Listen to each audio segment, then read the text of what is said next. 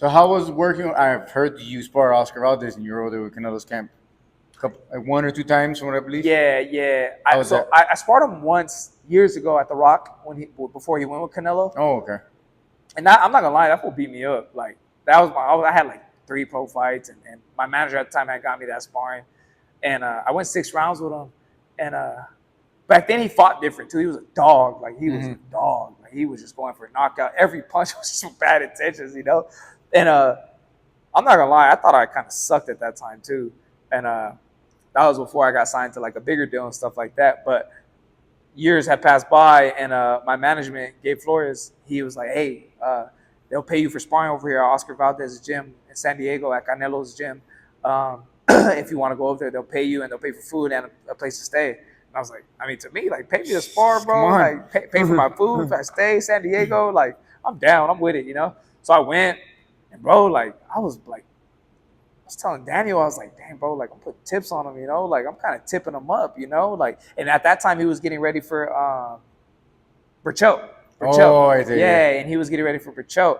And, bro, like, I was like, I'm be honest, bro. Like, I got the better of him, you know? And, yeah, so that type of experience was just like, dang, like you walk away confident, you know, man, I got the better of Oscar Valdez, you know, stuff like that. But same thing goes with sparring. Sparring and a fight are different, you know, like way different. But it's a confidence builder. Like, man, I beat this guy, you know, or I belong in the ring with this guy, you know, and that's honestly, like last year when I was over there in Riverside half the year with Robert Garcia's camp, like. That was one of the biggest things, being out there amongst those names, being in the ring amongst those names. There's a lot of names out there. Trip, you know. How was that there? Because, you know, there's a lot of names at Robert's gym right there. Bro, honestly, like a lot of talent, and I'm about to go into this, bro. So like, when I went out there, I was thinking this is a new beginning to my career, which in a sense it was, you know. World-class sparring, world-class training, world-class strength and conditioning. I was going to drop a weight class. I was more disciplined. I was getting shredded out there, bro. And the thing is, when you leave home, and that was the first time I left home for a camp, truly. Yeah. And, bro, like, you drop weight without even trying. It's just because you can't go. See, me, like, bro, I love cereal. For me, so, like, I'm going downstairs to get cereal, or I'm going to the kitchen to go get cereal at night. And you can't do that over there, you know, because you're in your room, you know. So little stuff like that just makes you lose weight. So I'm getting shredded, bro. Like, I remember after training here, I'd weigh in and I'd still be about $153, $154 after training. Over there, I finished training, I'd be $140, bro. Like 15 pounds lighter than what I would be here. Just dropping weight, getting shredded and feeling sharp. And, bro, like, I sparred, like, man, I got tight with some of my dogs out there, like, my boy Chop, he just got signed to Top Rank. Albert is his name, but he just got signed to Albert Gonzalez. He just got signed to Top Rank. My boy Arturo Cardenas, Cheddar fought him. I think he might be signed to Matchroom. He's like 15-0, 16-0, has a little world title. I remember me and him. We went. we were supposed to go 5 rounds. Coach Felipe, he told us to go 5 rounds. Let's go 5 rounds, and then we kept going. But we went like damn near.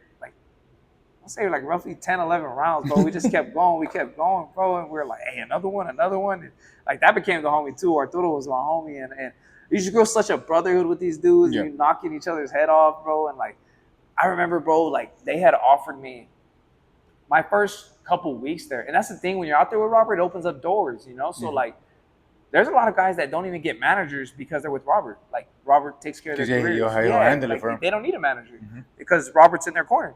So I remember I was out there and they had offered, my manager, Rick, Top Rank, offered me to fight Consecal.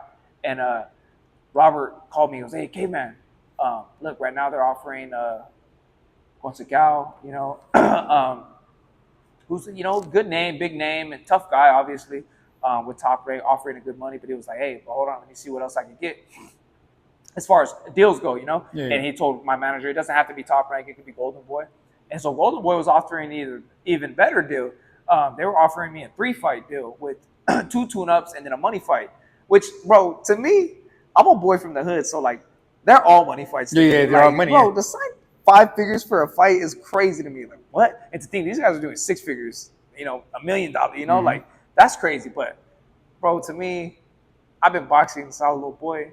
You tell me you're gonna pay me 5 figures for this? Every check is big to me, you know. Yeah. And so, so they were Golden Boy offered the 3-fight deal, and then I remember I looked up Contreras and stuff like that, and because Contreras check was obviously bigger, but I looked up the fight and I was like, dang, he is tough, you know.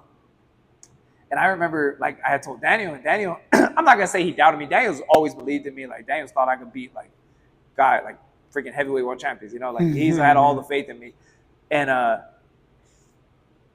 told Daniel, he was like, you know, like not that he said no or anything, but he wasn't as like pumped as me. You know? Yeah.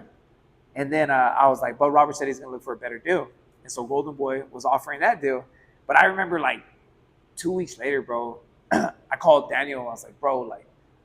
This is how sharp I was getting, bro. Like how confident I was feeling. I called Dan and said, "Hey, bro, like I know Golden Boy's offering this, bro, but I want to fight Contreras. Like I could beat Contreras, you know. Like You're I feeling know good because of the yes, sparring bro. and Like you're doing. I've never felt that sharp, bro. And I remember calling Daniel, bro. I'll never forget that day. I was outside right there by their pulley. I was like, hey, like dog, like I'm trying to sign for Contreras with Top Rank, bro. Like I could beat this guy, bro. Like honestly, bro. Like I'm telling you, I'm looking sharp out here, bro. Like I'm putting like sitting here, like these are all contender fighters, and I'm right here sitting on the ropes, like kind of not toying with them, but like having fun in there, you know, like pop, like sitting on the rope, leaning on the rope, pop, pop, like talking my talk, you know, and stuff like that. And I remember it was when I first got out there, Coach Felipe was like, hey, Guinness, like who's this kid right here, you know, like and at the time I think I was sparring Xavier Martinez, who's my boy too, shout out him.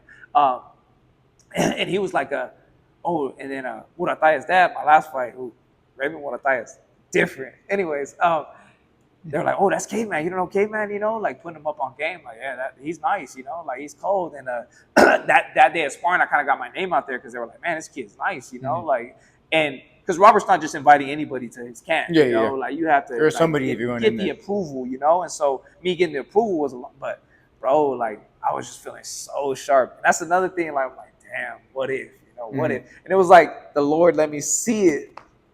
And I did a post about that, you know, about how Moses got to see his promised land from a distance, you know, like I feel like I got to see it from a distance, but never truly entered it. But nonetheless, I'm thankful for that opportunity and stuff, all the stuff I learned. And even now, like, I'll be honest, bro, like this might be the first time I publicly said it. I hate coaching. I do not stand coaching, bro. Like, it just you don't think you're gonna be one in the future? No. I've always told you that. I feel like me and you're gonna be rivals. Bro, like, I just, man, bro, I can't stand it. Like, would you be a second man? Would you be a second? Well, the thing is, like, I help coach here. I help Daniel when I can. The only reason why I do is because, for one, I coach here because they asked me to, and I owe Pal my life, you know. So that's why I did it, and like just because I feel indebted to them, and I want to show my gratitude. And then two is because like I would help out Daniel because I would feel selfish to like keep all that knowledge that I got out there and not at least share it with I want to give you a handshake for that, man, because there's so many dudes that I've seen in town that have, I'm not gonna say reach your levels. I don't think there's very few dudes who reach the levels you and like Mike have, but who don't want to do that. And I don't understand why not. Give it back, give back.